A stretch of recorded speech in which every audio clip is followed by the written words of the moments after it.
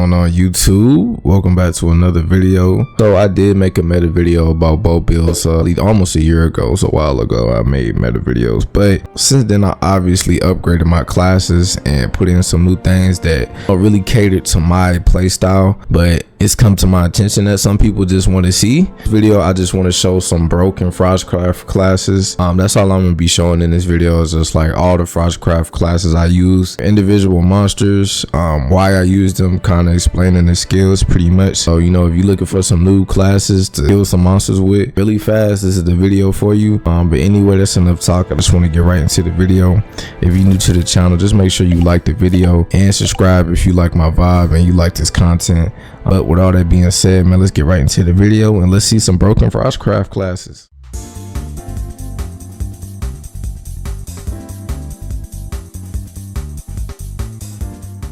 Now, before we start this video and I show you these classes, I just want to clarify one thing. You can have Frostcraft on any type of element for the bow. You can have it for dragon, thunder, fire, ice, even raw. You can have Frostcraft. Frostcraft is universal. I know it says Frostcraft in the name, so usually people think it's only catered to ice, which is what I thought for the longest time. But it's all about the armor that makes Frostcraft even happen. Before I start, I just wanted to clarify that. But the Sophie's Frostcraft bow. Now the Sophie's bow, Frostcraft bow, is like one of the best bows.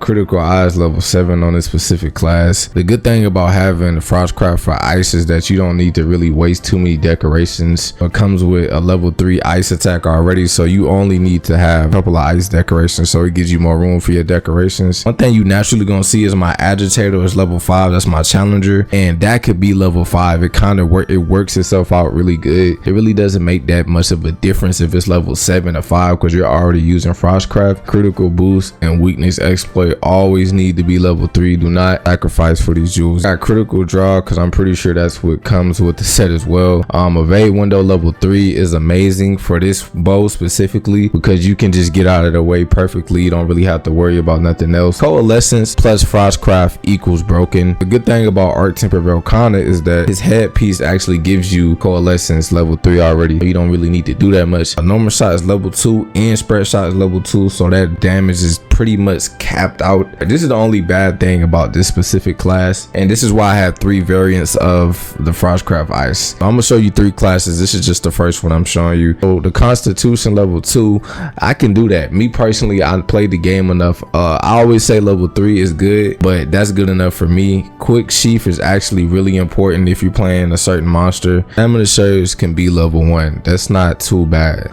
For me personally, it works, but like I said, I have 3 variants of these classes. So then obviously bow charge pluses, we always gonna have that. I hope whoever looking at this video is really listening to me and not just like trying to copy the classes. Some of this information I'm telling you about these specific classes is important. Like that first one, I did not have shaver on it, and you know shaver is very important for the bow. So this is the second variant of one of the Frostcraft classes out of the 3 that I told you about. Now the biggest difference with this one is just how specifically some decorations just cater to a different play style that I might have on a different monster, and that's what I want you to take away from these videos. You need to cater to your play style. So if you know that you play bad when you have low stamina, pick this class that has a boosted amount of stamina, you know, and vice versa. So that's why I told you to pay attention and just not copy these classes, because everybody plays different and you need to pick decorations that cater to your play style. And first of all, you need to know how you play. Even if you don't listen, you're eventually going to learn. But anyway, let's get on to the skills. Now the first difference that you see is that Constitution is level 4 here. On the other class, I'm pretty sure it was like level 1, level 2. The biggest difference here is that you get way more stamina. Even on the second set of skills, you see the stamina surge is level 2 instead of level 1. So stamina is way better on this class. And as you can see,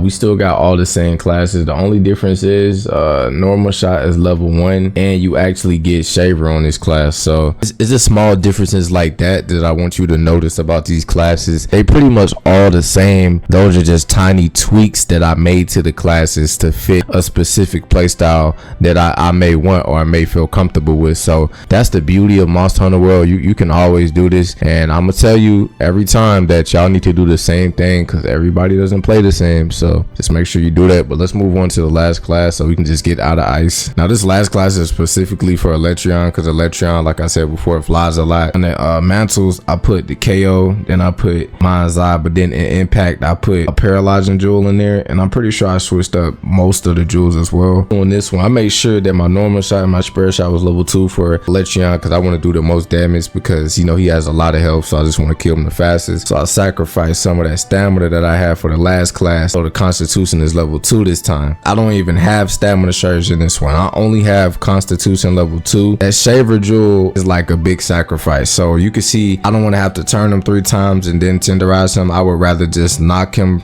on the wall and then be able to tenderize him. So you can see in certain situations where you have to sacrifice some jewels to be able to do certain stuff, and all of these builds will be in my Discord in the build labs. Had any other questions or you just wanted to kind of scheme through my Discord to see the builds that's in there, you could do that. But with all that being said, that's enough of ice. Let's move on to the next element.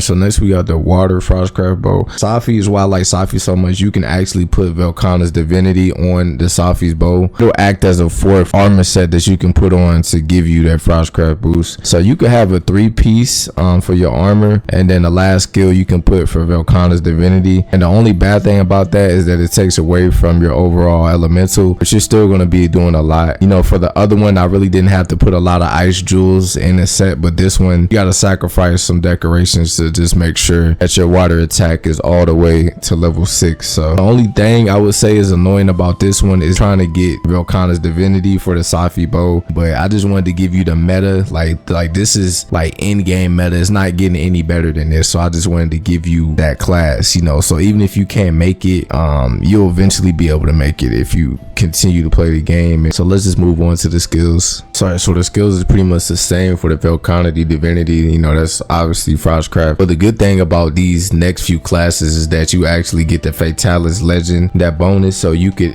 actually get challenger level 7. So for most of these classes I sacrificed my critical eye for agitator, and then we got the water attack level 6. Critical eye is level 5, but usually I bring an infinity booster if you want. I know for some speed runs I bring an infinity booster just so my affinity could get maxed out and then I can make up for that portion, but it's really a small thing. It's not going to make that big of a difference. It does help if you wanted to do that, you could do that. And like I said, every time, you know, ice attack level 3 is going to come automatically with this set. Critical boost level 3, weakness exploit every time. Like I said, level 3, Constitution level 3 this time, so level 3 is a pretty good level for stamina. Coalescence comes with the set. Spread shot level 2, really excellent. All you need is at least level 2 evade window, so that's why I put level 2. Constitution and level 1 stamina surge is okay. I still managed to get all the times I want and still do an amazing job playing the game with this class. Anyway, let's move on to the next element.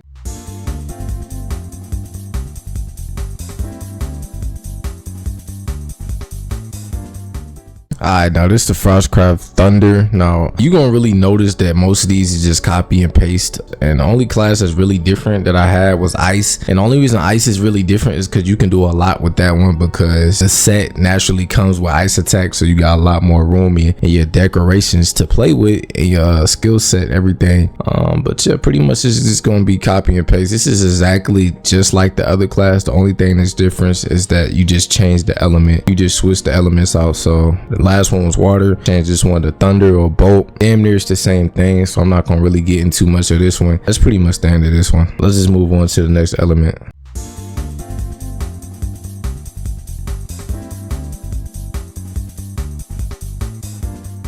Now we got the fire Frostcraft bow, and if you like Electron, you will love this bow. This bow is really good against Electron. I think I got like 7 minutes 5 seconds with a Frostcraft bow for fire, because you know, if Electron is in Dawn of the Death Star, he's in ice mode. So you know, if he's in ice mode, you can bring fire, and usually when he's in ice mode, his moves are pretty easy to kind of get out the way, and in my opinion it's a really fun fight, especially if you have Frostcraft for fire. So this is a really good class, so I would definitely try this if you have the chance, and just go crazy. To be honest, you could really get some good times with this class if you know how to play Frostcraft the right way. Like I said before though, it's pretty much copy and paste for the fire. These classes, a lot of them are copy and paste, but it's minor tweaks. But I'm not going to get into the minor tweaks anymore, because I feel like that's why ice took so long, 5 minutes, because I wanted to explain to you that you could mess with these classes, even though most of these classes aren't flexible as ice, but you can tweak them to your personal liking. These are just the blueprint, or what I use basically, but you know, I do tweak them slightly, you know, if I ever do, but usually they're pretty good how they are. I can kind of adapt to them, but yeah, you know, shit, let's get into the last element and then get into the conclusion.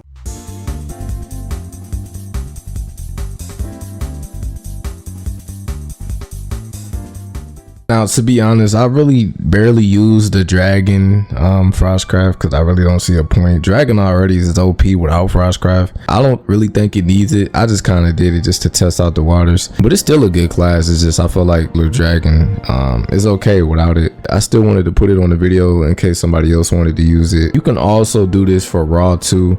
I won't be including the raw in this video just because I really don't use it, but if you did want to make like a raw Frostcraft build, you could also do that. That's very possible to do that as well, but I won't be including that in this video. This is pretty much the last class, but as you can see, for the majority of these classes, they're kind of copy and paste. But yeah, man, I just want to get into the conclusion to tell you probably a lot of questions that people have, or a lot of questions that new people are going to have, or important information I think you should know. So with all that being said, let's just get right into the conclusion.